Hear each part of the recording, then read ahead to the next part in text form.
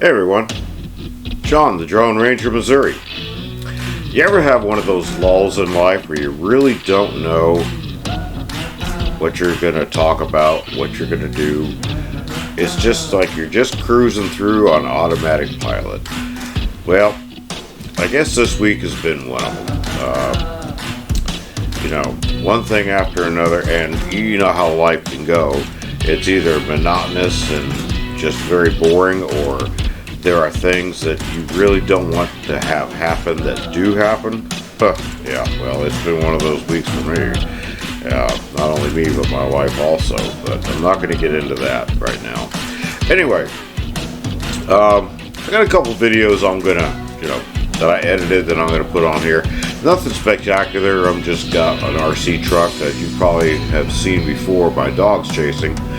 This time I'm just not having the dogs chasing. I'm just running it down the street with a GoPro on it. And a video of my Neo, DJI Neo. And I tried with the Goggles 3. It went okay. It wasn't great.